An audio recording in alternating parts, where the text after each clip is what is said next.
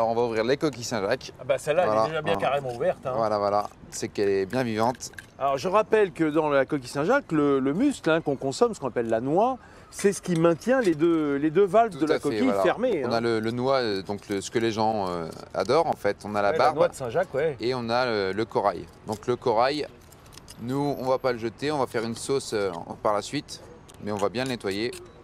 Ah oui, c'est du beau corail ça. C'est une très belle coquille Saint-Jacques. Ensuite, on va écussonner les asperges.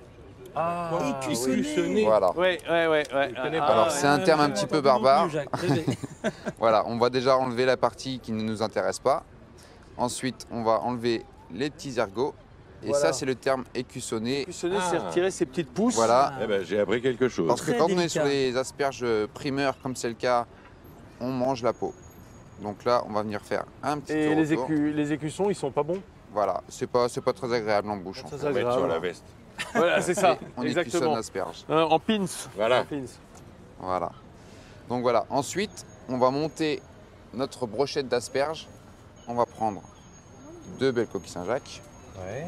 Et on va venir il faut les percer quand même. légèrement. Bah, ça évite de casser. Hein. La Saint-Jacques est quand même un produit noble, donc il faut être délicat dans ses gestes. Et sans le corail. Hein, Voilà. Non, le corail, tout à fait. Ouais.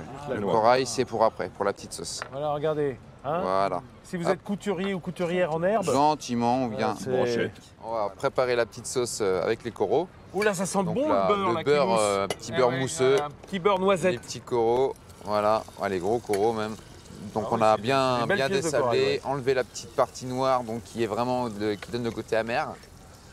Voilà, on va bien les faire on les marque quoi, il faut qu'ils soient dorés. Ça va donner le goût un petit peu. On va prendre des sucs, vous voyez, des sucs gustatifs. Oui, bien sûr. Voilà.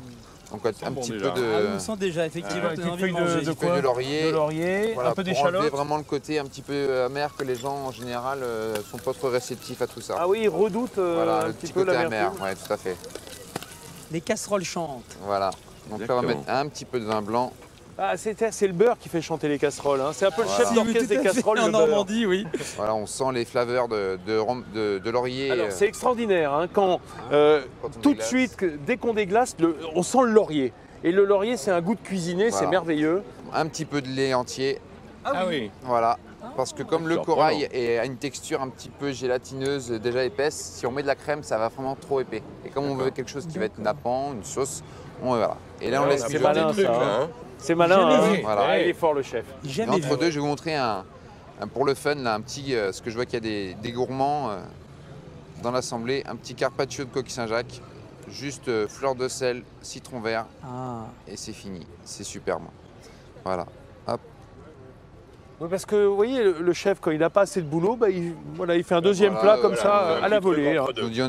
Pour les Trouvilaises et les Trouvillais qui commencent par l'odeur alléchée à venir rejoindre le plateau. Voilà. Une petite fleur de sel, un petit zeste de citron. Citron vert, apparemment. Plus fin que le jaune, oui, tout à fait. Le citron vert est un peu plus raffiné. On en met moins du coup, parce que l'arôme est puissant. Tout à fait. Et puis c'est tout ? C'est tout. Petite goutte d'huile d'olive ? Même pas. Même pas. Précis. Comme ça, nature. Hop. Ah voilà, une petite goutte. Un petit jus de citron pour cuire un petit peu la Saint-Jacques quand même. D'accord. Voilà. Une fraîcheur comme ça, c'est merveilleux. Tout à fait, on attaque le dressage. Le chef a bien travaillé. Et en fait, le petit carpaccio de Saint-Jacques est là pour venir agrémenter notre recette de Saint-Jacques cuite. Tout à fait. Qu'est-ce que c'est ça ? Ça, c'est un petit condiment de citron de menton avec un petit peu de miel normand. Et c'est Jacques. Jean-Baptiste, tu vas prendre le micro de Jacques Sauvage. Oui, si, parce qu'il faut le tenir. Parce avec que plaisir. Chez nous, c'est l'invité qui déguste. Ah là là, qu'est-ce que c'est joli. Comme ça, Jacques va pouvoir goûter et nous donner ses impressions. On commence par le carpaccio, chef. Tout à fait.